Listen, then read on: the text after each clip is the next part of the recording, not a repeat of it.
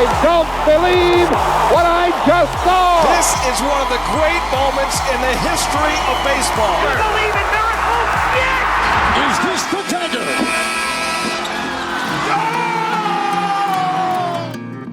It's February 15th, the day after Valentine's Day, and this day in sports is still here for you with some sexy talk about an old pitcher getting traded to a young team, an old hockey player celebrating his birthday with a milestone, a young tennis player crushing an older one, a young boxer erasing an old legend, a young Bill Belichick somehow still looking old and looking for a job, and a middle-aged owner firing a middle-aged manager. Ooh. Plus, the Pistons create championship chemistry, Sonia Henney sets herself apart, and an oddly handsome young wrestler learns some veteran moves. We're the only monogamous relationship you need in your life today. So you know what? Crack a beer, put on your sweats, and get into that comfy chair for this latest episode. You don't need to put on any cologne or buy us flowers to feel the love from this day in sports. Wow. I felt the love. That was pretty good, Mike. Yeah. Saving that up. A lot of imagery. My wife's away. Oh yeah. So you're the guy so I got a lot of the time beer. Cracking a beer in the chair. So basically, this is for me. Yeah, that's good. Well, that was good. It was smooth. There was no. Didn't flub any. Yep. Straight on through for Valentine's. Unfortunately, we weren't recording. Let's take it again. Because we're down here at Cabin. And Cabin, of course, is the Cabin Gentleman's Barber and Gentleman Supply, right? This is what it's all about. A lot of gentlemen in there. Yeah. There's a lot of gentlemen in this place. This is it. This is the hangout. We've got a triple sec on the shelf over there. Chambord is over there as well. There's actually live alcohol, as you'd say. There's a wolf right There's here. a wolf. Has that wolf always been there? I don't know. I don't think so. Yes. No, it has. In the past couple of months. It's terrifying. Yeah. Got a wolf there. It's looking right at me. All these sort of things going on around us. A lot going on around us today it's at getting Cabin. busier. But this is the place you come down to because you want to get a haircut, you want to get a shave, you want to pick up something for yourself for maybe someone's birthday, maybe hopefully people bought up some stuff from Valentine's Day. I want to get some gifts down here. Yeah, come on down and get something for the gentleman in your life. But you don't have to be a gentleman to shop here. You can just know a gentleman or just feel like a gentleman. I don't know want to be a gentleman. Want to be a gentleman. Yeah, it is. But you got to come down and get a cut, get a shave, get a ton of compliments at Cabin. And you want to check out more about this place, cabinforlife.ca, 3 locations. We're in the Port Credit one right now. And I shouldn't reveal that because the fans are going to swarm we'll get mobbed. Yeah. Fortunately, it's not live. So we're going to get out of here safely. Well, depending on how the wolf turns out. Oh, well, that depending on how the wolf turns out. But we are available for live shows, right, Sam? We are available for live shows. In fact, Frank, thanks for bringing that up. We actually have a live show in June in Bob Cajun. So you've got months to plan.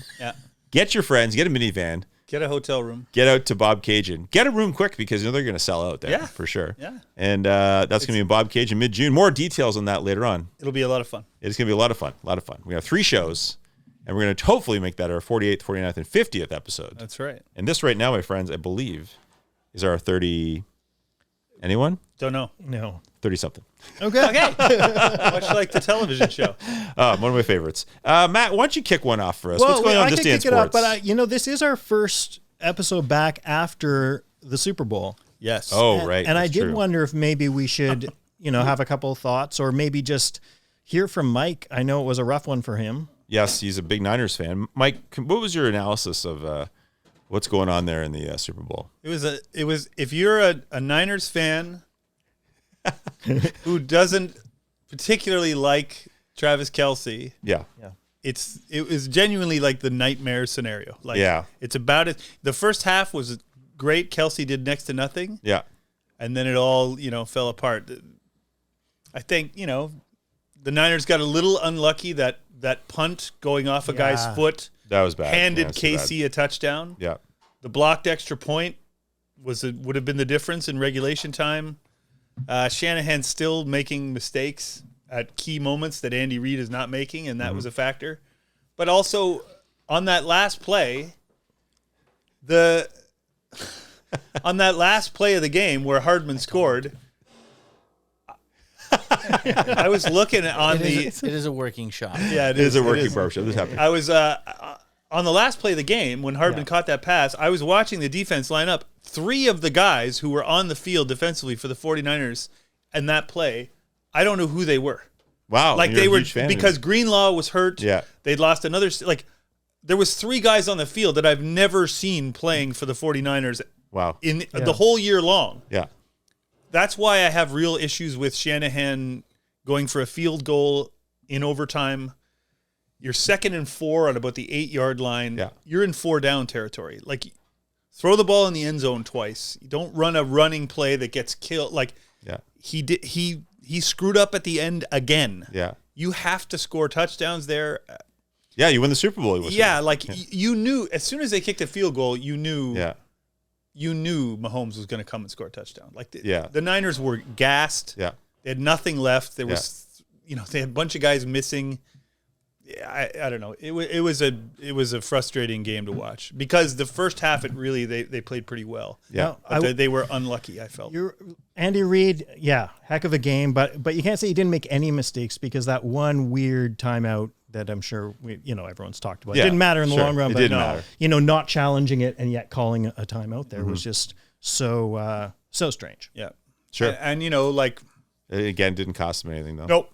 That's what I mean by luck. Like, the 49ers, it felt like the couple of mistakes they made, like, that punt off the foot. You're like the guy didn't even, it wasn't like he did a dumb thing. He got unlucky. He didn't know where the ball was and it hit him in the ankle. Yeah. Yeah. I feel like maybe, and I'm saying this as a Niners fan, but maybe that means that rule, like, I feel like if you're not trying to catch the ball, it gets pretty shaky though, because then you got to really figure out did the guy mean to do or whatever. He clearly didn't. But there's clearly a lot of, was not trying to play the ball. Yeah, it's hard to change that rule. And it cost them the game. Like it handed Kansas City a touchdown. It did. It's a drag. But I mean, that's how close those two teams were, though, right? I mean, right, and that's what I mean. Like the Niners actually outplayed them, or other than they got the big break play. Yeah.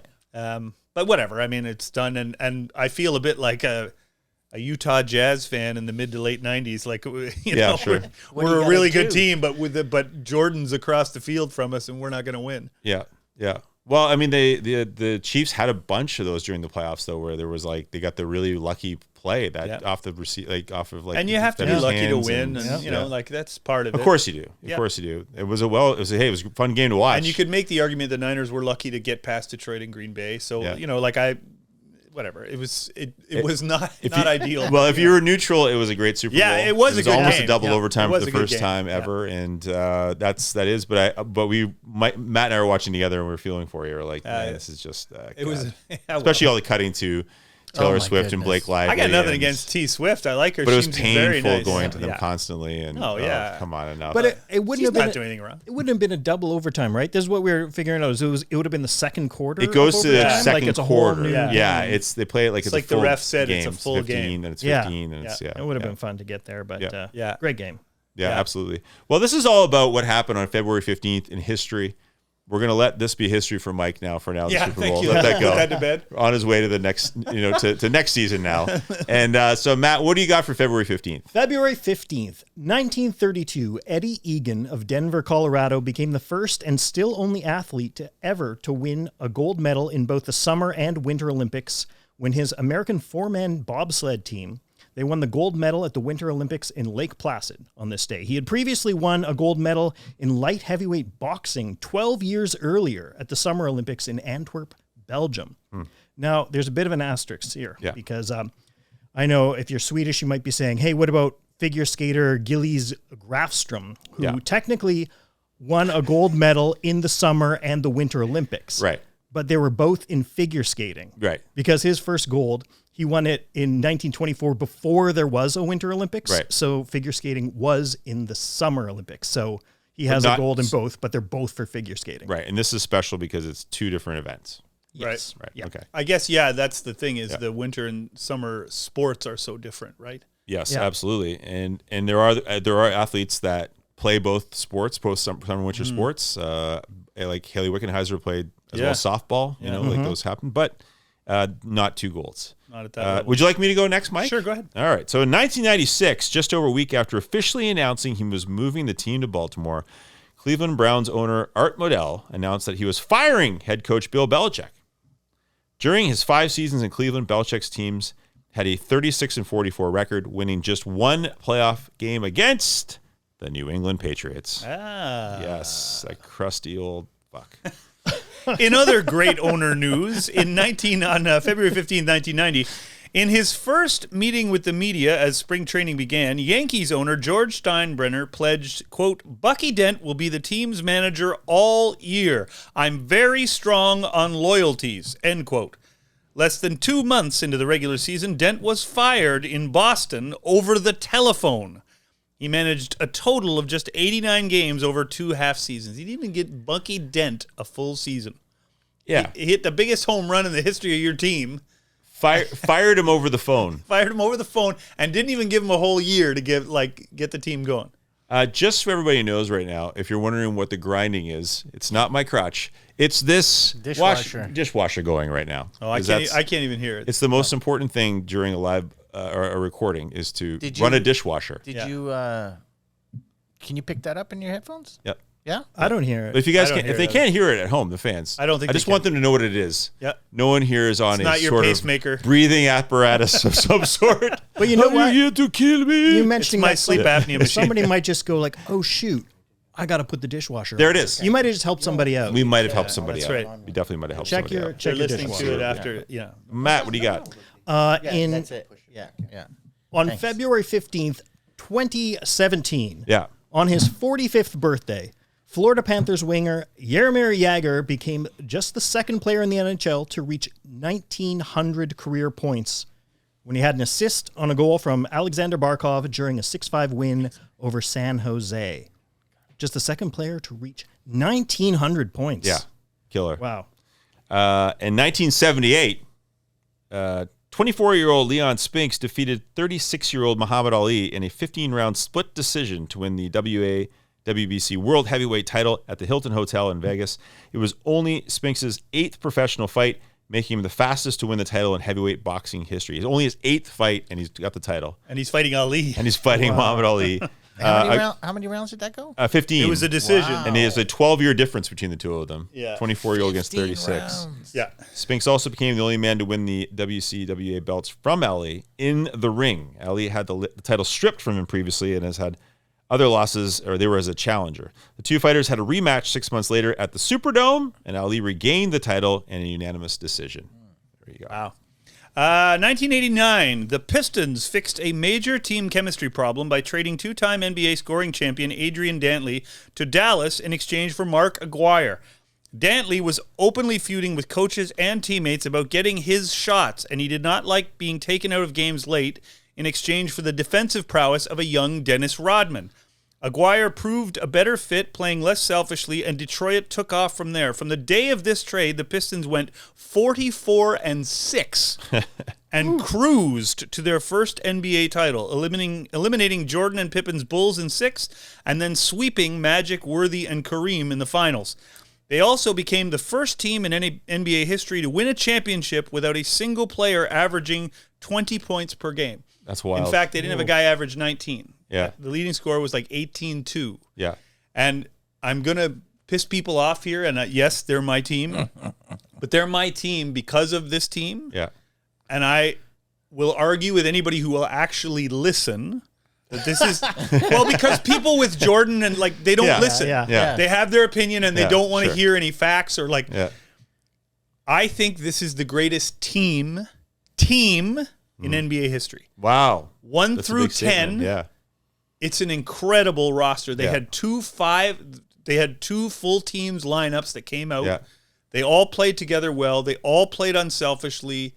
They did everything like they played as a team. They didn't have Larry Bird or Magic Johnson or Michael Jordan, but they dominated. And I know they were the bad boys and there's guys people don't like, but as a team, I would argue that that's the greatest team I've ever seen. That's why I fell in love with that team, was because of the way they played.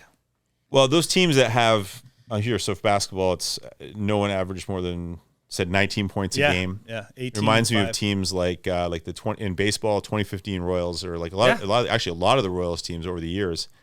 Everybody was pretty good. Yeah, and there was no one that was dominant in home runs and dominant in RBIs. And they had guys like Zobrist doing little things that help you win. Yeah, and the Pistons had a bunch of guys doing little things that help you win. Yeah, exactly it. instead of guys. And they got rid of the whole point is they got rid of the one guy who wasn't doing that, and they took off, right?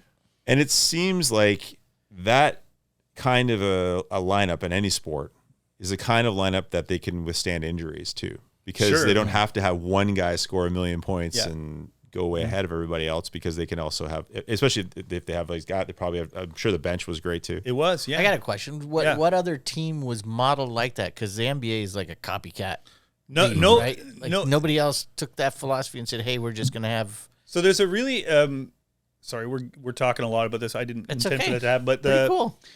Bill Simmons' book on basketball, one of the first chapters, he talks to Isaiah Thomas, and he had been very critical of Isaiah about his job as a coach and GM. So it was a little tense at first, but they have a talk, and Isaiah talks about the secret, which the secret to winning in the NBA is what that team did, which is everybody doesn't care about their stats. They don't give a shit about who's getting the most shots. They give a shit about, are we going to win this game? Yeah. And they know it evens out, and you all get paid. If you all win championships, you all get paid better anyway. Yeah. You get everything gets better. Yeah. But no, the NBA is still, and it kind of almost has to be, is a star-driven league. And now that there's a really strict salary cap, it's really hard to have deep teams now. Right. Yeah. You basically try to get 3 stars and stars and scrubs, right? That's kind of what you try to get. You get guys playing for the veteran minimum, and then you get 3 stars, and that's how they do it now. But no, nobody. I mean, the only other team that did it like that was the 04-05 Pistons, who beat the Lakers in the finals as well. Yeah. When they had Shaq and Kobe and Karl Malone and Gary Payton, and the Pistons did the same thing. They didn't have a superstar; they had really good players. Yeah. But no, I don't think anybody's really matched that model in that way. The Celtics maybe in 08, that Pierce, Garnett, but they still had stars on that team too. But they had a really deep team, that Celtics team. And then conversely, you think about when the Raptors won the championship, Golden State was, 3 stars, and 2 of them got hurt. Yeah. And then it was over. Yeah. And they just didn't have. And that Raptors team actually is not a bad example of like very much. I was just going to say, well evened out. Well, Van Vliet was your 4th option. Yeah, he was young, but he was and OG Anunoby was hurt. By the finals, but like he was on that team. Like it was a deep, good team. Yeah, deep, good Gasol, team for sure. That's good general management. Obviously, it is. If you would like to argue with Mike about this, come to the live show. Come to the live show listen. And listen. I'm sure I'm going to take a lot of grief love about of that. God, listen. Listen. Matt, what do you got? 1998. Sandra Schmerler of Bigger, Saskatchewan led her rink to the first gold medal in Canadian Olympic curling history at the 1998 Nagano Olympics. The Canadian women sneaked past Great Britain 6-5 and 11 ends in the semifinals and beat Denmark 7-5 in the final. Now, I know what you're probably thinking, 1998, that seems kind of recent. Curling has been around, as far back as the first Winter Olympics, on and off, but it wasn't an official sport until 1998. So this was the first year you could officially win the medal. Right. So, and just to show, Sandra Schmerler tragically passed away from cancer in 2000, but her memory lives on through with the Sandra Schmerler Foundation that raises money to purchase life-saving equipment for premature and critically ill babies in Canada. Nice. Cool. All right. Good for her. Well, we bug Matt about curling, but now it's hard to do that. Yeah, no, I think that's why you did that. Yeah, I did that. Well, it is, and this is the 15th, so February 16th, I believe, is when the Scotties Tournament of Hearts begins in Calgary. Perfect. Year. Okay, get your tickets. In 1980, Sandy's way of saying, all right, Matt, that's enough curling.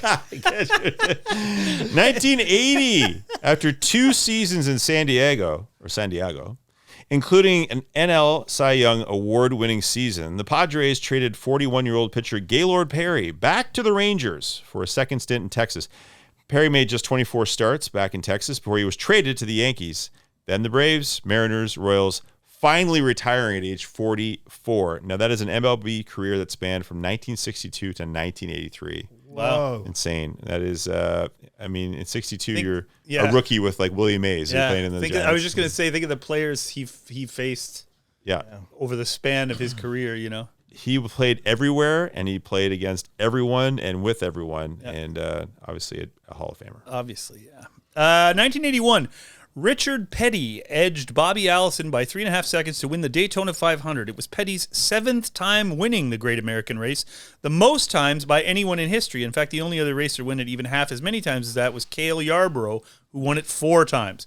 Petty won that year's race driving a Buick, but he had won previous times in a Dodge, an Oldsmobile, and in a Plymouth.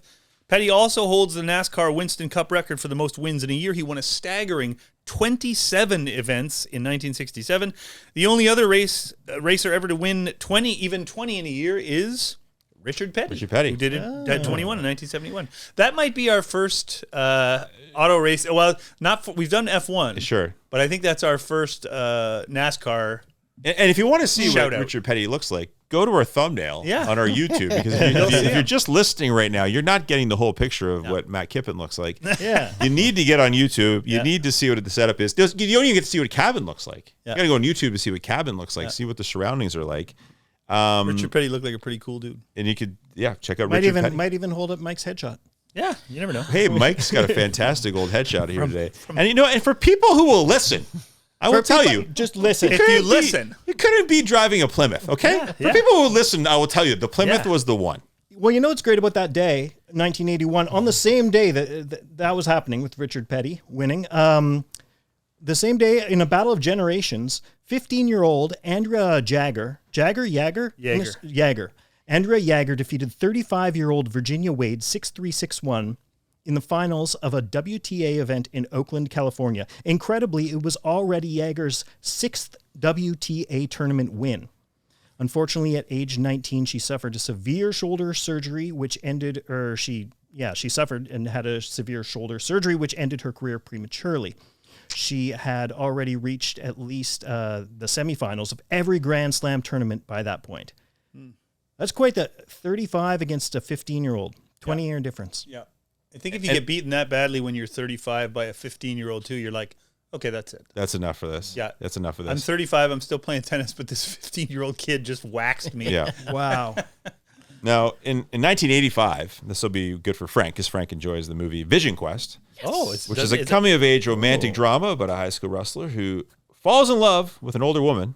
It was released in theaters today, Frank, back in 1985. I'm sure you were there on that Friday night. Yep. The movie starred Matthew Modine and Linda Florentini as the couple. It was also the feature film debut of Madonna, who performed as a nightclub singer, performing Crazy for You, her ballad that became a big hit that year. The movie earned 3.5 stars out of 4 from Roger Ebert and has a 60% rating on Rotten Tomatoes. Also on that soundtrack, Matt's favorite band, the favorite singer, Tom Cochrane, with Lunatic Fringe, of course, was a constant on Winnipeg radio back in the day. And Hot Blooded by your father's favorite, Foreigner. Wow. Checking a lot of boxes for that. They got to check out that soundtrack to Vision Quest, which I'm sure Frank still plays in his minivan. Yeah, on tape. I get pumped. Matt, are you not a Tom Cochrane fan? Was that ironic? Is that... No, I'm indifferent. I think Sandy was just looking to take a shot at me. Okay. That's fair. I thought maybe there was totally fair. Particular thing. Victory Day. That's all I got. Victory Day. All right. 1980. For people who will listen, the Cavaliers traded Butch Lee and their first-round pick in the 1982 draft to the Lakers in exchange for Don Ford and a first-round pick in 1980. While Lee was released by L.A. after that season, the trade worked out pretty well for the Lakers anyway. Cleveland finished the 1981-82 season with a 15-67 record. I guess Don Ford wasn't the difference maker they thought he'd be, for last place in the NBA, and that gave LA the first overall pick in the upcoming draft, which they used to select Hall of Fame forward James Worthy from UNC. There it is. Yeah. Now, there's a couple things with this. Ted Stepien was the owner of the Cavaliers in the 80s. The NBA had to come up with rules to prevent him trading all his first-round picks because he did it every year. He traded away. They actually had to come up with rules that said you can't do it 2 years in a row. Oh, my God. And when he sold the team in 1980, I think it was 1985, to the Gunn family, the Gunn family had to pay extra to buy back into the drafts for the next 4 years. Oh, man. Because Ted Stepien had traded all of their draft commodities away. So the NBA said, okay, you can buy the team and you got to pay extra, but we'll put you back in the draft. Oh, my God. Because he had thrown them all away. Yeah. And the Lakers in 82, so you get James Worthy on a traded first round. You get a Hall of Fame player 2 years earlier. They had the first pick. They got Magic 3 years early. They got Magic Johnson with the first pick. Yeah. Which was also traded to them, or they awarded to them. They didn't get it because they finished last. Yeah. They got it because the Utah Jazz signed an old player of theirs, Gail Goodrich. Yeah. So, two Hall of Fame players in 3 years with the first overall pick that you weren't anywhere near the bottom of the standings. Yeah. Wow. No wonder the Lakers were the team of the 80s. Yeah, absolutely. No wonder they won five titles. Yeah. Like, it's amazing. Yeah. Anyway, And there you go. That was in 1980 that happened. Tom Cochran wrote Victory Day about that. That's right. That's right. That's what Victory Day was about. I shouldn't say indifferent. I think Tom Cochran's fine. That's the He's same fine. thing, isn't it? He's fine. That was indifferent. He's I fine. think he's good. Yeah, he's fine. Sure. I mean, but you have to admit, Lunatic Fringe, if you turn on Winnipeg Rock Radio in the 90s, was probably on, every 3 hours? Oh, yeah. Sure. Street Heart. Sure. Still Lunatic Fringe. And Foreigner Hot Definitely Blooded. Hot Blooded. Oh, yeah. That's how they started the day. Do you want to go, Matt, where do you want to go now? Well, I think it's you, and then we go, or it's me. It's quick hits. Why don't we go to quick hits? Do we have anything I plugged? Do we do the... wait. Oh, yeah, I got to mention Sonia Henney. Okay. Well, But we can do that in quick hits. Okay. Whatever you want. Matt, your call.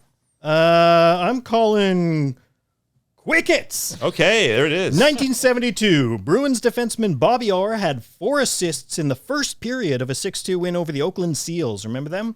He tied the NHL record for most assists in any period held by Montreal's Bobby O'Connor.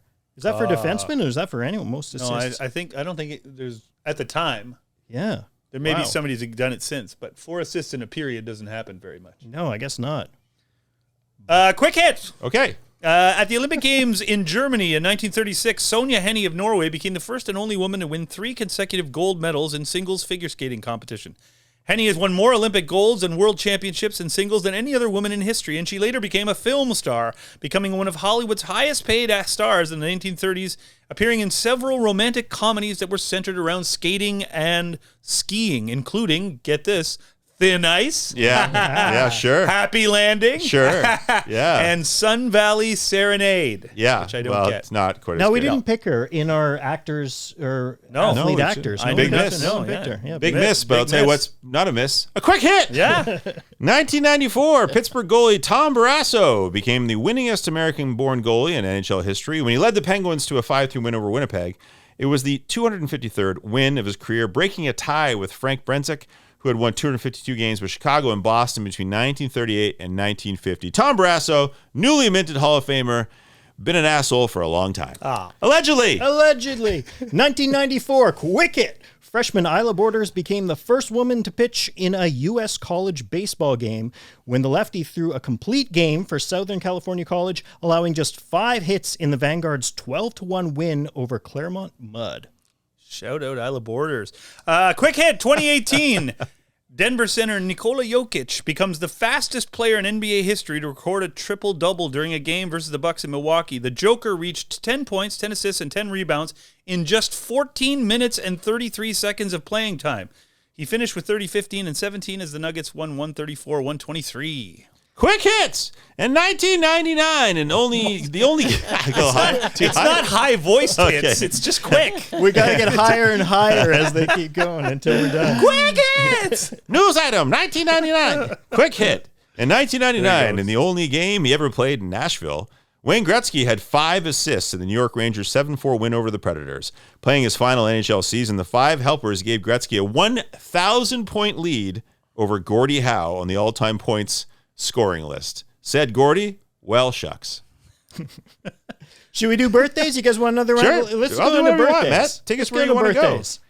In 1960, happy birthday to Hall of Fame 2-time Super Bowl winning defensive back Darryl Green, who was born in Houston, Texas. Well, In 1949, 4-time Pro Bowler and 1981 NFL MVP, Bengals quarterback Kenny Anderson, born in Batavia, Illinois. I bet you if you quiz people who all the MVPs of the Super Bowl era was, I bet you Kenny Anderson is late on that list. yep. Yet that's one. I think that's maybe the first full Super Bowl I watched was the Niners and Yeah. the Bengals. Yeah, It was yeah. Batavia. Okay. Well, I'll tell you what. Happy birthday, 1959, 5-time NHL All-Star, 1,004 career points. Brian Propp in Lanigan, Saskatchewan. Shout out I guess Saskatchewan getting a lot of love today. It should. Yeah. We talked about it being his birthday. 1972, NHL's second all-time scorer, Jaromir Jagr, was born in Kladno, Czechia. Yeah. Yes. 1964, four-time All-NBA point guard Mark Price in Bartlesville, Oklahoma. Mark Price, who looked like your orthodontist. 1983. Happy birthday, four-time MLB All-Star Gold Glove catcher Russell Martin in East York, Toronto, Ontario. What up, East York? Can I slow it down a bit for a death? No, we're not done birthdays yet. Oh, okay. Then that's a no. 1981. Happy birthday. So this is the Boston, Paris, Stockholm, and Chicago marathons winner, Rita Jeptu. Was born in Kenya. You had your name beside that. You still wanted to skip over it. I'm sorry. I missed my name. I usually just scan for my name. But 1948, six-time MLB All-Star and 1981 World Series MVP Ron the Penguin Say, born in Tacoma, Washington. I think that's a tough one. Who would remember who won the 1981? Well, that's a weird one too because three players won it that year. Yeah, they had three Dodgers players, him and the catcher, and I think Steve Garvey. I think but it's split three it. of them. Yeah, Oh. Three of them shared it. Wow. Yeah, I know it's a weird. Steve So Yeager? he's Steve Yeager? Yeah, I think it was Steve Yeager and Say and Garvey. I think. Whoa, I didn't know that. Yep. Matt, dim the lights. Yep. Okay. Blow out the Thank casket. Lay it on us, baby. come on now. Lay it on us, baby. Play the Undertaker's. Undertaker. It's a teak For people who will listen. Hey guys, come on down to my furniture shop, Undertakers. All right. Getting serious here. In 1964, 22-year-old Cubs second baseman Ken Hubbs, who was the NHL Rookie of the Year in 1962. He died when a private plane he was piloting crashed in bad weather over Utah Lake, Utah. He had his pilot license for 2 weeks at the time of the crash. You had 3 facts already that ended on a downer. Someone broke their arm, someone had cancer, and someone died in a plane crash. Well, what is wrong with you? Let me give you 13 more. Well, let me just give you this. 13 Major League Baseball players have died in plane crashes. Whoa. Well, we know Thurman Munson. That's Corey famous. Lytle. Clemente. Jeez. Clemente. Jeez, Roberto Clemente. Thank you. Halladay. Yeah, right. Whoa, they just, oh my God. Yeah. They didn't take long to get that far. No, we got 5 right after. Right away. Yeah. Wow. Hey. That's not good. No. Well, we'll get to the rest of those later. Yeah, Frank that'll be Frank will another list those episode. off later on. Yeah. That's our draft, actually. That's is it. Oh, man. Players So who sad. Well, that's funny you segue to the, let's get happy. funny. It Let's is get funny. cheery now because we talked about tennis and we haven't had a tennis draft yet. No. And we have the opportunity to do that now. So we thought we'd jump on it and we're going to make this fun. And our premise of our draft today is we're going to pitch 3 new rules for tennis. 3 rules we think that professional tennis, not just your sandlot tennis. No. Okay. Not your scrubby tennis. The WTA folks should is be. it. Yeah. Grand Slam style. This should be. Okay. This would get viewership up. Oh, yes. Yeah. This is the rules we would pitch to make tennis better or more interesting. Yeah. And Mike, you're going to kick it off with your first pick. Now, do we want to mention who's judging this ahead of time or no? Let's Just surprise why people. we're doing. Okay, we're going to surprise. Let's surprise people, but Great. it is tennis related. Great. It's tennis related. Yes. Yeah. Okay, great.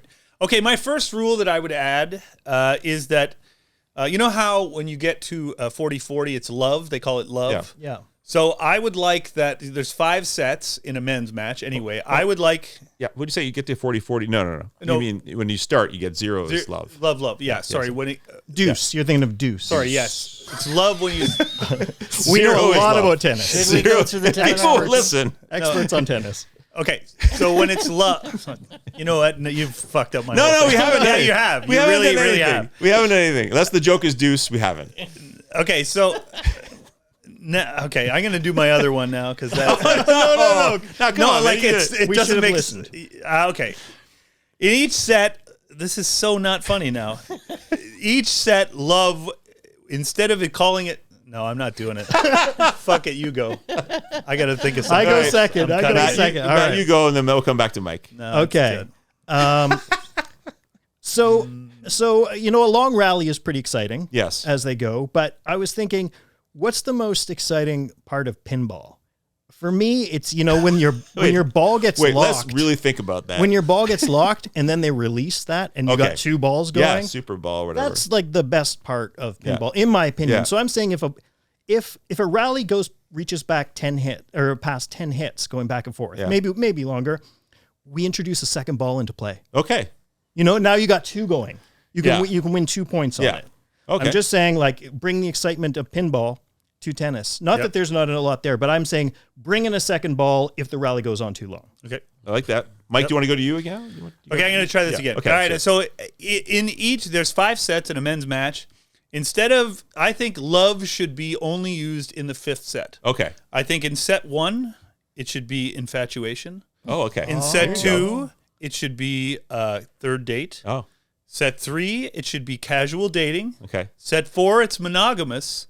And then in the 5th set only is it called love. Oh, there you go. So it as the game escalates and the Yeah. importance escalates, the So- terms used get more, And more perfect, significant. perfect for the post Valentine's Day show. it is. It is. right. Mike, I'm a you day late. recovered very well. Yeah. Yeah. I got scattered and my thoughts were all over the place. We introduced a second ball on you. Yeah. So for Got women's tennis, it's 3 sets. So I you know. have love at the end. So which ones would you skip? Do you think? It's just like a man to want to skip steps, eh? I would say probably. enough. I think we'd go then if it's a 3-set one for women, we'd have love definitely as the Yeah. third. Maybe it starts on the third date. Yeah. Third date is Yeah. like the set 1, Yeah. and then monogamy is Yes. the next one, And then love. and then love. I like that. Okay. I like that. Yeah, it's perfect. Yeah. So that's my first rule amendment. Here's my rule: 1 ball per match. Oh. You only get 1 new ball Oh. if the ball goes in the stands and can't be retrieved. It's 1 ball. You just use that 1 ball. So if it's dead or it's super gross or it's like falling apart, you still go That's great. until is you lose good. the ball That's in the really stands. good. Yeah. I like that. And you a make lot. every effort to get the ball back even from the stands, but Yeah. when it's not coming, you move to the new ball. So there's no ball boys giving you. Yeah. I like that. That's 1 ball. Very good.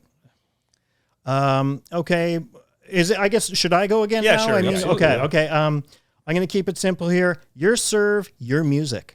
Oh. So I think, or rather, maybe with the momentum. So while you are holding serve or you have a point, they play your music and you get to choose it.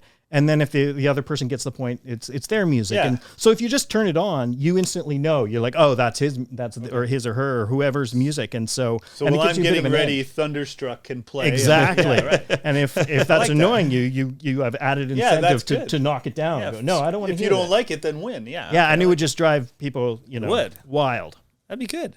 Okay, my second rule that I'd like to add to tennis is I would like, you know how you have like your first serve, and if you don't get it in, it's your second serve. So as a punishment, when it's your second serve, I think the lines should move. Okay. Like I think the box should Yeah. move and get smaller for you and harder. Okay. Like depending on where you are. So like that gonna so like the lines could be like digitally, sort of marked. So Okay. like they Or you just they add- move up like a foot and a half on your second serve, so it's hard, you get punished a Well, little sure, bit. but you don't even have to do digitally. You could just add a line and then say that's the second serve line. Yeah. Or Okay. whatever. Or they could do it somehow on the floor if they But the lines get harder as you get into your second serve. It's mean, but fair. Well, so is life, Yeah.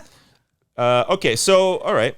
I'm gonna go with if you get injured, you can't withdraw from the match. Your coach has to finish the game. Oh. So when you're going and selecting your coaches, like you go to former players, Ivan Lendl's out there, Boris Becker, Right. Edberg, Yeah. Navratilova. Yeah. You go and get that guy because you think about it more now. Yeah. This guy's a great coach, but can he still play? If I Just in need him, case I if get I need him injured. to, yeah, right. Would there be cases where you just don't have it that day and you fake an injury? So you can bring in your coach. because your coach is. That good. To bring Yeah. in, to Killer bring in, serve. to bring in John McEnroe. It's a whole new game at that point. Yeah. I like that. And, That's that, very and then interesting. it keeps the longevity into the game too for these. Well, they want it, like you old get. players. Well, also like networks will love it because we bought all this yeah. time, Yeah. all this ad time to show this 5-set. This guy's withdrawing with a hammy, Yeah. 1 set in. That's a lot of airtime they got to fill Yeah. or they have sold and they can't do This anything. is an unofficial addendum to the thing, but I think they should. Now that you've said that, I'm like they should actually have like doubles competition where it's like the player and the coach, and Yeah. the player plays 3 sets and the coaches play the other 2. Oh, that's wicked. So you have like a doubles match with like a seniors element to it. this like is going to happen. Someone's going to Yeah. steal this idea, Someone's gonna even take as a that. charity tournament. Tell me Yeah. fans wouldn't love that if like McEnroe was coming in to play the second and Yeah. fourth set for whoever he's coaching Yeah. at the time. That'd Yeah. be awesome. Okay. we could start a new tournament. Yeah. I'm telling you. The Cabin Open. Trillions. It really is. Thank you. Sticking with my theme of The seeing final what's- pick now. Oh, Yeah. Boy, but okay, I'm going to do this one anyway. Sticking with this theme of seeing what's working in other sports and trying to adopt it. Yeah. It's great watching curling because the teams are mic'd up so you can hear their strategy. Right. I would like to mic up the tennis players so you can hear them talking to themselves. You know, you always see them talking and they're kind of mumbling there, and I think that would be great to be able to hear them. Really get inside their head. Yeah, hear what's going on there. I think that would be fun. Yeah, that'd be good. Maybe you'd have to do the volume on the grunting, but we'd see. Yeah, because it is pretty loud at times. Okay, my last rule that I would add, and this is strictly for entertainment purposes only, I would award extra points for hitting line judges or ball boys on serves. Oh, okay. So like Extra? you know the ball, you get like you get like instead of 15, you get 30. If the ball boy's standing there, you know they are, and you actually peg one with your serve, you get 2 points. Hey man, my son's trying out for ball crew. Well, so. tell him to keep his head on his swivel, It's like because dodgeball. this rule's going to happen. Well, it's my final pick, the final pick of the draft. I've got it down to 2. Okay. But I'm going to go with this one. The ump gets 3 great comebacks written for him or her by a top insult comedy writer to use in a match, and they are specific to the 2 players that are in that match. Yeah, sure. So the writer says, okay, here's 3 for so-and-so, here's 3 for so-and-so, and the ump goes, okay, it's great. So if someone says something like a Jimmy Connors, you're an up, whatever, you're an abortion, it's like, they have a comeback for that. Yeah. They just go, okay, Jimmy, I got this here, And the umps have a mic. They do. Yeah. So So lean in. 20,000 people are going to hear it too and laugh. And they're going to pick up a cue card. Yeah. Okay, I want to go with this one. They're going to lean into the mic, then clear their throat, perhaps get a sip of water, and they're going to rip into somebody. You know what, Andre Agassi? Yeah. You're wearing a wig. That kind of thing. Yeah, that's it. Be better than that. Sure. Because these are going to be top writers. These would be top right, not me. Paid to star in Wimbledon. Yeah. They get a comeback written on the card. That's good. You should also have to, there should be a big bowl of change there, and you can yell all you want, but you got to take a handful of change and put it in your pocket and play with it for the rest of. For every time you yell at that ump, he's like, say all you You have want. to carry a roll of quarters. Take a handful of change, put it in your pocket, so you get weighed down. Yeah. I'm just ankle tagging onto weights. a rule here. Ankle weights. Ankle weights. It's pretty good, too. I think the annoyance of change in your pocket trying to play. It would be very distracting. Yeah. All of these rules should happen. These are all great, and we've got Can I these. add one? Yes, Yeah, Frank, yeah, please. Frank, please. I'm gonna Bonus. go all Bonus, yeah. conspiracy theory here. Oh. Get away from that animated replay of the ball. Yeah. Because you can cut to anything Yeah. and make it go inside or just show the animation. Yeah, that's Depending true. on who the replay person is. Yeah, that's true. They should have high-speed cameras there, so it's super slow-mo, and just have it focused right on So the no line. animation, No live, animation. real. Yeah, you're right, Every because- time I see that, I'm like, that's bullshit. Yeah. You could just Somebody insert can just anything. select Yeah. whatever Yeah. you want. Nobody's going to question it because, You're right. well, the tech is saying that it's inside or outside, Yeah. but I want to see the real The thing. actual. Yeah, Very good. I love that they're introducing the technology Yeah. for the replay because it moves the game along, but I'm sorry, conspiracy theory Nope. here. Yeah. but That's it's good. like, That's good. Let me ask you this, Frank. What if we got rid of the technology altogether and got the crowd more involved? It's like, all right, who thought that was in? Let's hear it. They have their own paddle. Yeah, maybe, who says green it or was red. out? And the Ooh. crowd gets to choose. yeah, but you might have a whole Yeah, bunch but if of, you're like, playing in America, in favorites, New right? York City, Yeah. and it's an I American know. player, the crowd would That's be. Well, true. now it's up to the players to try and win approval, so they can't just be quiet. They got to work the So is crowd. it by the sound of the applause? Yeah. It's like a Robin Williams. Whoa, whoa, applause meter. Whoa. We want to make it very clear that we love tennis. We do. We're we big do. fans of tennis. But I like these ideas. Yeah, these ideas are Yes. just like because I think we we can want it. We sell want to them. love it even more. We want to love it even more. And I think these are the kind of rules they would try at a tournament where all these things. Yeah. Just try them. A developmental level. You don't have to start Yeah. at the Australian Open. No, yeah. I'm going to interject one more time Please. because I think there's a nugget here that we can sell to Tennis USA or whatever, TP, whatever it is.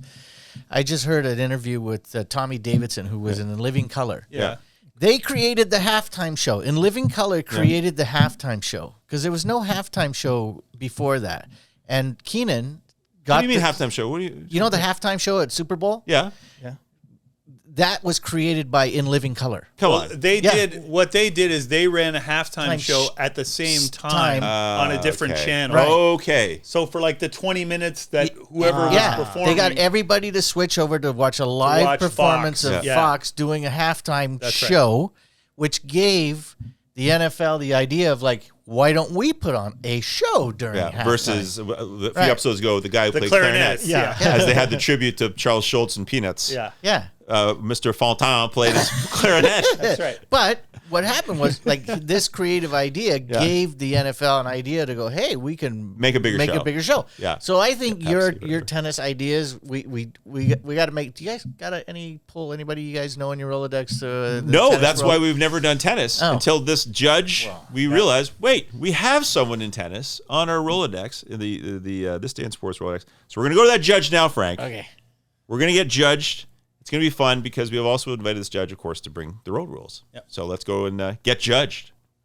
Our guest today is a fantastic actor, a master improviser, and a real garbage human. Okay, I just want to throw a little twist in there today. No, he just to spice it up. Honestly, he's an amazing human as well. He's performed with the Second City, appeared at the Just for Laughs Festival, been in a ton of movies, including K-19, The Widowmaker, with Harrison Ford and Liam Neeson, directed by Academy Award-winning director Catherine Bigelow. He was in the cast of Blue Collar Television, or Blue Collar TV, if you will. He's appeared on TV shows Psych, Blind Spot, Two Broke Girls, House of Cards, American Crime Story. You may know him as one half of This Is That with Pat Kelly, a huge hit on CBC Radio 1, ran for 9 seasons. And they even wrote a book. And in the podcast realm, do yourself a favor, check out one of the funniest all-time podcasts, Dexter Guff is Smarter Than You. It is definitely worth the treat. Treat for your, what do you say, ear holes, Peter? Is that the way you want to say it? I believe that's what Dexter Guff would say. Thank you. He would say, let this get into your ear holes. It'll be a real good listen for you. A lot of takeaway here. A lot of takeaway. Personal story. And finally, the voice world. The main reason you wanted to be on our judge of this episode, he's the voice of the Tennis Channel. So please welcome to the show. Peter Oldring is here. Peter, hello. Oh my gosh, gents, what a total pleasure. Thank you so much for having me. And Sandy, what a beautiful read from my website, I'm sure. Of me promoting all of the lesser known things I've done. A few things here and there. Sure, but very, very sincerely, very flattered, even about the garbage human. We know what it relates to. We wanted to see if you were listening. That was really what it was. Come on, I was dialed in. As you guys know, as improvisers, it's all about the listening, isn't it?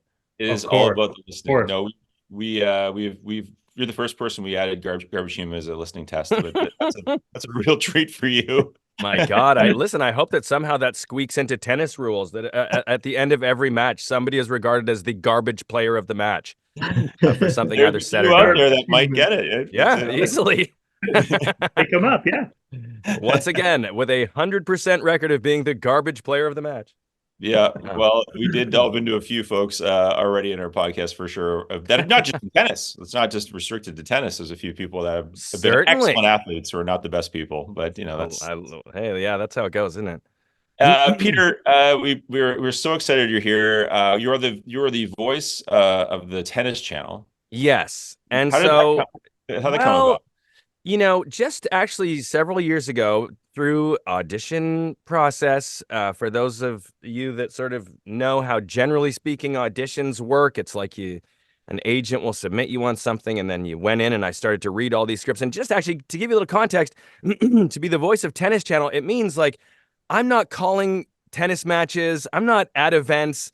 I basically read all of the ads for the Tennis Channel in between their programming. So I'm kind of there always saying like, later today at 7:00, the women's final at Wimbledon featuring so-and-so and so-and-so, tune in at, so it's like I'm promoting all of their programming, but not actually at events, don't actually know a ton about tennis. Like a layman, but not like a commentator might. So I got the job basically to do all of their on-air promo, as they would call it, for about the last, I think I'm coming up on 5 years or something like that. And so I'll read for them a couple times a week. Used to go into the studio all the time, and then now post-COVID, everything's gone remote, so they kind of patch me in from wherever I'm at in some kind of padded chamber, and then I begin to read those ads for them. Yeah, you're in that padded chamber now. If people I are am. I listening. I am in a soundproof bunker. Yeah. For You know what's certain. interesting about tennis is I was thinking about this, the voice of tennis. Am I wrong in thinking that tennis is one of the only spectator sports that doesn't have a play-by-play? There's Yes, no Mahomes back to pass or, here's the pitch. They just it get just quiet. it absolutely is. And me and some friends were kind of joking around about swapping out some of the commentary in some sports. Like doing like a comedy version of whatever commentary. Let's football or hockey or whatever. And in watching tennis, we were kind of like, yeah, there's just really not much commentary. It's just a lot of, you can hear the sounds on the court. And when you think about it, it's because the action moves pretty fast. It'd be kind of hard to sort of be like, ground volley, Yeah. baseline volley, smash on. Like you're Forehand, not going to backhand, forehand, call. forehand. It's kind of like you let the play go, and then afterwards, it's like, oh, that was unbelievable. Just missed it there, But it's true. It kind of is. It is one of the few sports where it's like a lot more silence and just hearing the squeaking of shoes and the grunting. Yeah. Yeah, it's the comments only come afterwards and between plays, not during. Yeah, exactly. Exactly. Well, Peter, we wanted to jump into our three new rules we each pitched. We had the draft, and we each pitched these three ideas. And by the way, I never asked you guys. Did any of you did anyone say an idea that any of you also wanted to say but didn't say because it was taken in the draft, or was it all pretty clean No, sweep? No, I didn't I like any of disagreed with all of your ideas. Okay, I was just curious. I didn't take any of your shit ideas either. So maybe Pete, what we'll do is we'll jump on just the different teams. So this was team one. Team one had a new scoring system, goes from infatuation to third date to casual dating, monogamous, and then love. So meaning love goes from like 0 to the top. Right. The second idea being if you miss your first serve, the service box shrinks, so it's harder to land your ball in the box. Yes. The third one was you get an extra point if you smash a ball and it hits a ball boy or girl or the ump. What I think it was. There's So some those are the targets first over there. two. I mean, I quite like that. I have to. So first of all, I've always thought like with the double serve rule in tennis, like it's kind of like I don't know. I've got an issue with it maybe. So I kind of like the idea that on the second serve, something at least changes to make it a little bit more interesting, a bit more of a challenge. Because basically that first serve is like, just swing for the fences. It really doesn't matter because you know that you can just slice one in afterwards. So that I kind of like that. The scoring system, I like what we're on here, but I'm confused about the order here. So like infatuation, third date, casual dating, monogamous. Because I do like that we're doing. Yeah.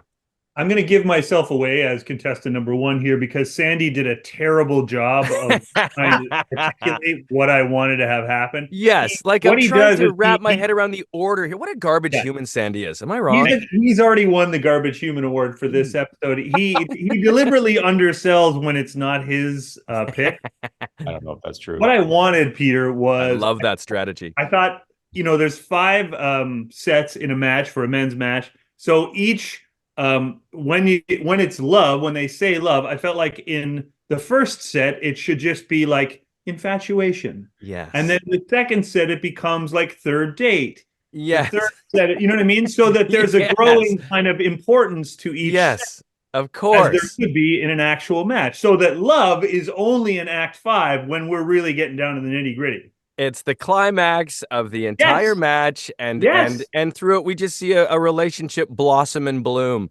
Yeah. I mean, I quite like that, and I just even think one can kind of hear the commentators just kind of luxuriate in some of those words as they're talking about infatuation and maybe sharing a little bit about themselves.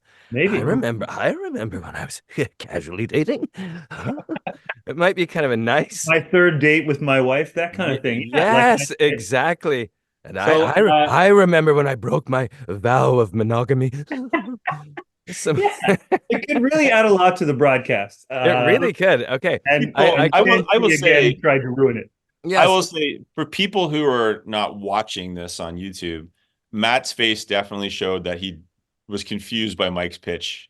Like I felt like even when Mike's like, I'm gonna repitch this idea on set one, it's gonna be, and Matt was like looking up in the up, and, I don't know if he liked it that much. So Matt's not the judge, let's be honest, but he did look confused. Well, here's something I don't know if this surprise there. there might be a bump because the second set is third date. And I just feel like second and third, you already got a bit of confusion going on. Is the casual viewer going to be able to hold on to that in their head? No one was confused by this but you, Matt. Peter got it immediately. It absolutely it made perfect sense to me. Yeah. You get the right graphics here, and a 2-year-old can follow. And I think that's Peter. probably how we sell this. Thank you. Thank you. And then finally, come back anytime, Peter. Oh my God! I talk whatever sport you like. I really appreciate that. Thank you. I will. Okay, it's team one. I've made my pick. Or is it too soon? Is it too soon? I'm sorry. Is it too soon? Okay, and then finally, the third suggested alteration, of course, is the smash the ball into the ball boy or ball girl or the ump. I quite love this. I like because first of all. Who doesn't love a good ball boy, ball girl fail? Some of the greatest sports videos you can watch are sort of when a ball boy or ball girl gets tangled in that net, runs headfirst into the padded wall, trips over a lace, trips over a ball. So I do like the idea of encouraging some kind of moment for like the ball boy, ball girl fail. Okay. Well, there's kind of a theme there. I feel like there's a bit of a rom-com theme going and all this ball boy, ball girl. Like maybe, there's a movie in there somewhere where a ball. You know what, Matt, if you wouldn't mind, you can just comment on your own picks. Okay, I'm sorry. We don't need your contextualizing. This is almost, we might need to open up a side chat here about a movie pitch because I'm all in on that too. Would love to hear the character breakdowns. So Matt, Mike's a little upset about how I pitched an idea. So I'm going to suggest, Mike, I'm going to do the second one here now, and just let me know. You can judge how I pitch. Okay. It almost sounds like Sandy's team too, and I may have cracked the code here. I'm sure it'd be fine how you do this one, Sandy, because I don't care who it is. Oh, okay. Shit. Exactly. All right, team two. Yes, tell me who the random team two's pitch is that I couldn't imagine whose. Try to guess. After a long rally of 10 back and forths or more, a second ball is introduced into play, which is a tribute to multi-ball in pinball. Number two, in this part of the team two, you serve, it's your music. So when you're serving, you get your like a walk-up song kind of deal. Like there's a music playing when you're serving. And then the third one, players are mic'd up so we can finally hear what they are mumbling to themselves as they go over to serve. They're beating themselves up or they're cheering themselves on. I mean, if you were watching the Zoom call right now, I'm ear to ear, all grins. I love what I'm hearing. I love the multi-ball aspect. Let's have some fun with this. Let's see how talented these, men and women really are on the court. Throw a couple balls in there. That's what you do when you're I remember when you're playing as a kid or a teen at the public tennis courts, throw a couple balls in there, have some fun. Why not? So I quite love that. Pitching. I was going to say pitching for Sandy or whoever this is. Of course. Did you ever play pinball, Peter? Yes. Wasn't that the most exciting part when your ball was locked and then it got released and suddenly you had two balls going there? Oh my God. Just madness. Well, it's just it's a different skill set. You know what I mean? That's when you'd sort of find out, okay, well, this is a pretty good one ball player, but when it gets two balls, this guy's in over his head. So I quite like that. Number two, serve your music. Yes, indeed. Yes, indeed. Let's get it pumping out there a little bit. Peter, what would your song be? Probably Wind Beneath My Wings. Okay, sure. I think it would. Now, why not if you break serve, you get to break the music too. So if you don't like that. Right. I put that out there. It's just an inspirational piece. It's sort of in keeping with the general quiet timbre of tennis. And I think it would just kind of evoke an emotional moment. When emotions run high, and then if you were to ace a serve, it's just like that stadium would explode. So I'll go Wind Beneath My Wings. But I love that. Absolutely love that. And I wonder, the use of music throughout tennis is great. When you improvise, if you're doing a live improv show, sometimes there's an accompanying musical improviser as well that's underscoring the evening. Sometimes it's a more dramatic music if it's a dramatic moment of the evening, or of the scene or whatever. And so maybe there's an element of that you've got a DJ who's just dropping beats as the match progresses, narrating the energy of the match with his or her music, which I quite love. And then third, players mic'd up in every sport should always happen. Always, always, always. I want to hear what they're saying. I want to hear what they're mumbling. I want to hear what's frustrating them. I hate having to catch a word or two that's not mic'd and go, oh God, what did they just say? So I love that idea. Perfect. All right. Yeah. You're killing me, Ivan. Ivan, you're killing me. Just yelling at themselves is always the best. Okay, team 3. You only get one ball per match. The ball is only replaced. The ball goes into the stands and can't be retrieved. 2, if you get injured, your coach must finish the match for you. There are no longer withdrawals. And 3, the umpire gets 3 great comebacks written by top insult comics per match, written specific to the 2 players in the match, should they choose to yell at the umpire. Oh my God. Okay, we've got a mixed bag in here. That's how it's sitting for me.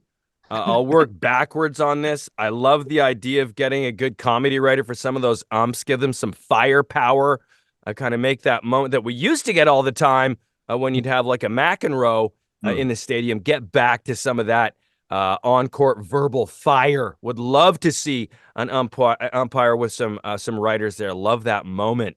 If you're injured, your coach, I never mind the idea of a coach stepping in for someone because they've got all the right ideas until they're under those bright, bright lights. So I'd love to see that. Love to see that. Put your money where your mouth is. Get down here and you try to volley this, asshole. But then the one that I'm just don't know. I mean, I can understand it's going to cause a lot of pressure. You've got that one ball that goes into the crowd and you've lost it. It's done. So there's a lot of pressure to keep that ball in the court. But I mean, if you lose that ball, it just kind of feels like the game's done. It could be done very quickly. Get a fresh ball at that point. That's when you get a fresh ball. You get it. Well, that's not written here, is it? Oh, can only be replaced. Okay, never. You know what? I still hate it. I don't. Fresh ball or not? Okay, because look. Okay, so here's the thing. You only get one ball per match, except when you get more balls per match if that ball's lost. Right. So then you don't really get one. I'm caught in the weeds on this one, guys. I hate to say it, Team 3. Don't know whose it is, Sandy. I'm not feeling change number 1. That's totally fair. But it doesn't mean that I won't vote for team number 3, given how much I love the umpire and the umpire's comedy writers. But I probably won't choose team 3. Okay, but continue. Yeah, we were definitely saying that also, like with the coaches, it would affect how you would choose a coach, because you're like, this guy's 85 years old, but he's such a mastermind. It's like, yeah, but if I go down with a hammy, that guy can't finish. It's like he's not going in. He's not doing anything. It's a lot more thought into coaching. The Williams sisters, they just coach each other. That's all. There you go. There it is. So Peter, you got those 3 teams. Okay. And overall, because we want to get to some of your ideas, but let's get the judging in first. Which of those 3 teams, and you can break down again, but it's so hard. It's like you ask a parent, which is their favorite child, and of course they have one, but it's so hard to say. I think, and I hate to do this right off the bat because you never want to just, separate one from the group, but I'm still having some issues with the one ball, but then you get more balls if it's lost. I've got to cut loose team 3. As much as I love the idea that the umpire gets some comedy comeback and that the coach gets to step in should that player go down, I kind of like that angle. That's interesting, but I'm going to have to cut it loose. So that leaves me with choosing Peter. 1 or team 2. Keep going. Look, and I can't remember. Was it Sandy who said I was a garbage human? Okay, so team 1. Team 2, that's who we're left with. So let's go back over team 1, which is, I do love the idea, although, I mean, Sandy, you didn't do the best job of selling it. But the scoring system of infatuation, third date, casual dating, monogamous, and love, I like that. I think that is an open invite for commentators to share a little bit more than they're willing to, typically. If you miss the first serve, the service box shrink. Like that idea. Harder for the second serve. And extra point, smash the ball into ball boy, ball girl. like that as well. But let's go to team 2. Long rally, backs and forth. A second ball is introduced into play, the multi-ball on pinball. That I would love to see. And maybe it doesn't even stop at 2 balls, but that's to be determined. Until there's just too many balls to juggle. Second point, your serve music.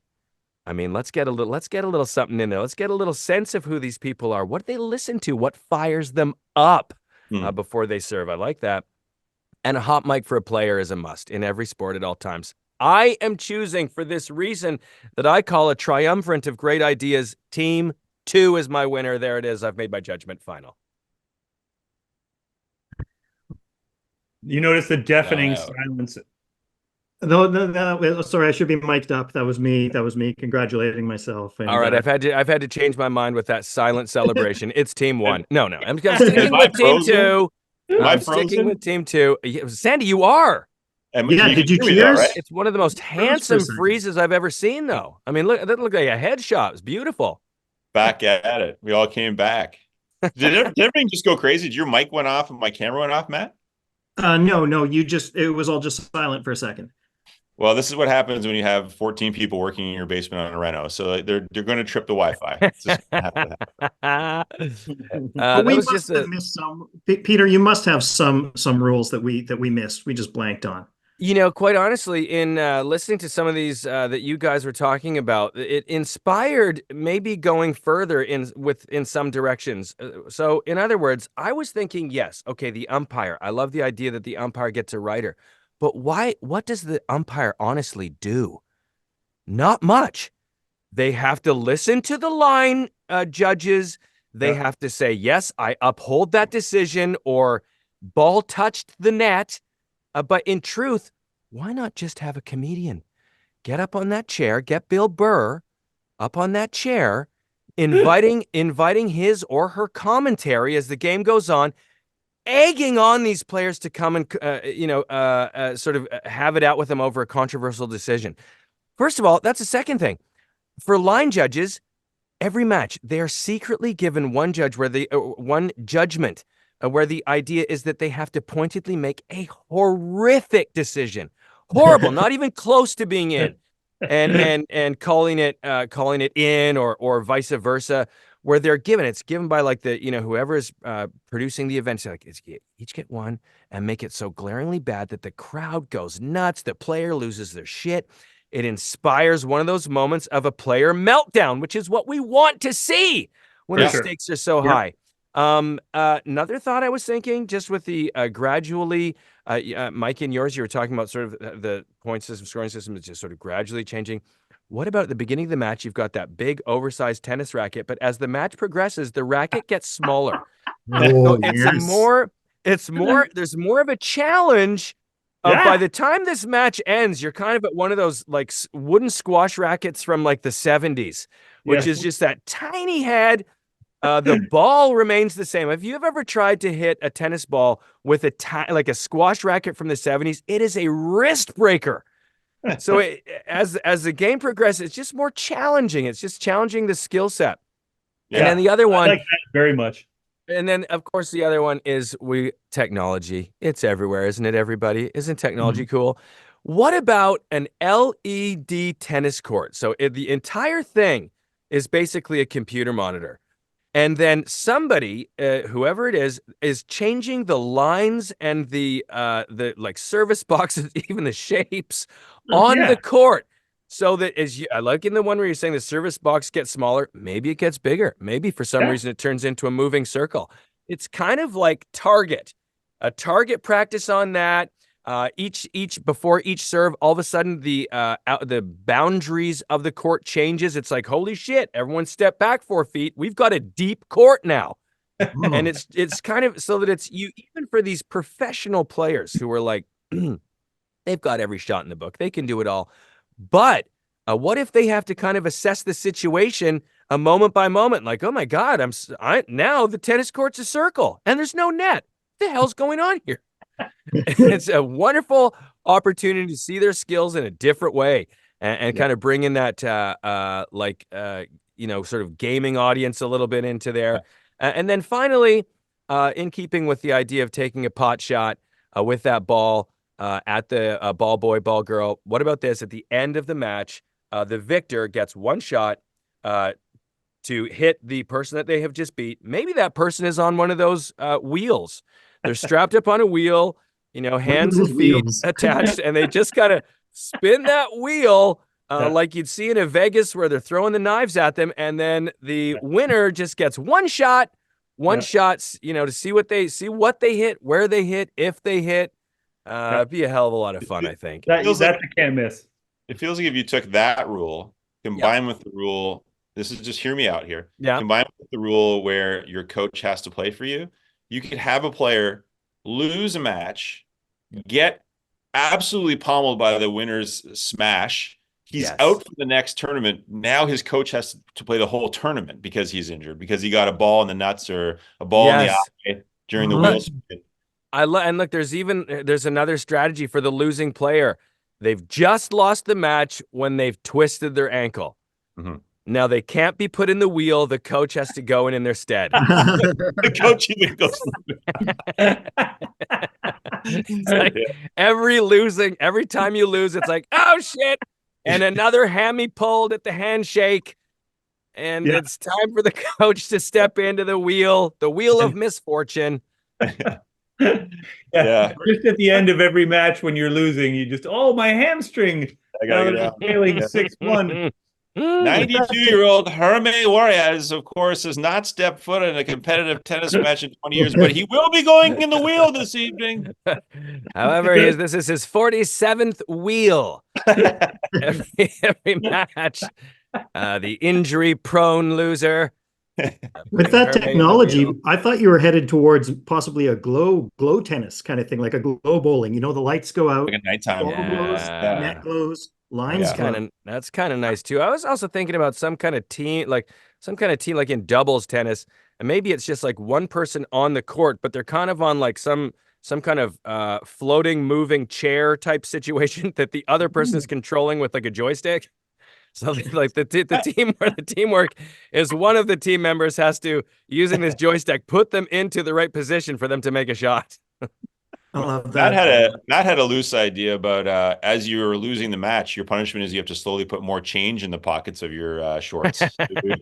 Loose change. Just loose change weighing you down. Oh my God, I love that. And maybe going back to yours with it's only one ball, Sandy, in the match. What if all of the balls that are used in the match need to be physically in a pocket on you at all times? So at the beginning of the match, you've got 100 tennis balls in different pockets, zippers, pant legs, socks. Yeah. You're loaded, and then by the end, you're finally down to it's your final ball. You're finally out of your pants. Which would definitely introduce the concept of tennis pants. Yes, you want to have your whole leg. The warm-ups. The sweats full of ball down there. Yeah. Would anyone watch like a tennis battle royal, like 10 people on both sides? If and people get eliminated one by one, or is that too much? I feel like it's too much. It might be too much. But there'd have to be a lot of injuries, like just racket swinging wildly. Yeah. Which isn't a bad thing. It's not a bad thing from a spectator's point of view. No, but I do like that we thought that was too much, but a wheel where you get a ball smashed. Possibly. I mean, I'm talking, this is kind of where we move it into more game show territory, or even like that, what was that, a show that would used to be based on a Japanese game show where it would always be sort of like, it's almost like you're inside the video game. Just Wipeout. Wipeout. Yeah, exactly. Every Japanese show is like completely off. Like they go way further than any North American game show. It's like inviting a little bit of that kind of outside the box gamesmanship into tennis. Sure. I'll spice it up a little bit. It's funny because you can only imagine some of these rules, how they'd be accepted in like Wimbledon, where it's very kind of stodgy, and they didn't even like when Agassi wore pink shoes. Yeah. And now they're going to have a guy with a bunch of change in his pocket. They have a racket that's shrinking. They have a guy in a wheel like this. These rules. What about this? Maybe the winner every year at Wimbledon plants a tree, bush, or flower in that grass court. And so that over the years, you just have a small garden surrounding the court or even on the court.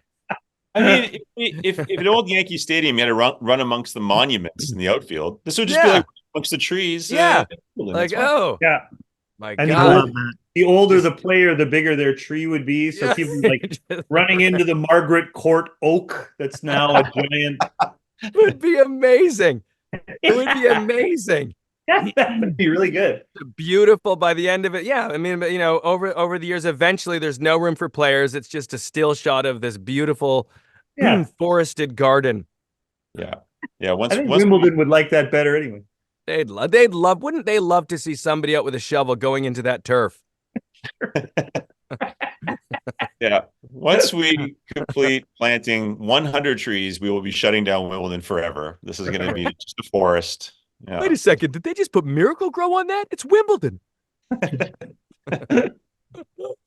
These are all great ideas. I think these all could be forwarded, even just if it just started as a demonstration, kind of like this is just what we're going to try. We're going to try a bunch of demonstration stuff, kind of like what they do at the Olympics. It's this time we're doing the demonstration idea of a speaking racket.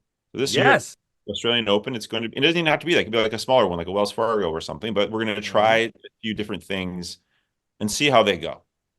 Yeah, I mean, it's kind of like because they're always trying to reach out to the next generation of viewers.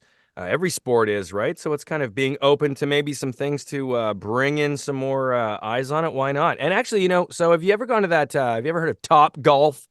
Yep. Which is like, I enjoy golfing, and me and a pal went and did Top Golf, and it's kind of like, hey, here's still, you're making your shots, but it's in a different way. You hit that glowing orb, and there's scores of points when you get it and all that stuff. And it's like, yeah, it's kind of a fun, different version of a game that's like still some of the same skills as traditional golf, but it's kind of like, yeah. And I was looking around me going, like, lots of other people who are around me that I was like, I don't know that they give a shit about golf, but they're like, here saying this is kind of like a fun thing and having a drink, and there you go. Yeah. Yeah, it's kind of like when you were a kid and had those like shooting galleries with those little thing, you'd be like, the set would be like an Old West saloon, and if you piano player, you'd start playing. If you shot the thing, the owl would go. Yeah, that's what we need more of that. It's like exactly. This is all great ideas. Peter, thanks for being on the show. People on YouTube, just so they know, this is your studio. It's not some weird sex club in Berlin. Well, how is there a difference? Is there a difference? Have you spent time in my studio? Why can't it be both? Why can't it be both? Exactly. That's why the mic is. It's got. That's why. Why do you think this is on? Keeps any of the splattered ablutions from hitting the microphone. And that is not a mic, by the way. David, back off. I'll let you guess what it is. I'm so sorry. My mic handler, you can see him in frame. David. Well, we'll let you go back. You're fine. You're fine. It hasn't moved. It's perfect. It's perfect. Whatever you're thinking about is correct. It's fine. It's perfect. Okay. This is going to make people go on YouTube. If they're listening on Spotify or whatever, they're going to go on now and want to see what the hell. Oh no! Oh mercy! To be discreet, I won't pan up. Okay, out of respect for my assistant. Yeah, don't pan anywhere. Actually, just keep it right there. Hold still. Yeah, like I told you, the two tennis ball thing. There's an okay. Peter, we'll let you go back to your fun sex hut, and but anytime you want to come back, and we're just going to base it all on the voice gigs you get, and then try to work for whatever subject we have. Yes, it sounds absolutely fantastic. I would be more than pleased to join you guys at any time. It was a total treat to, and for those that obviously that don't know, we also socially go way back, all of us. So it's a real treat to get a chance to hang out with basically some pals. So awesome. Best. Thanks for having me. Best. You are the best, Peter. Thank you. Peter. Awesome. My pleasure. Thanks, Peter.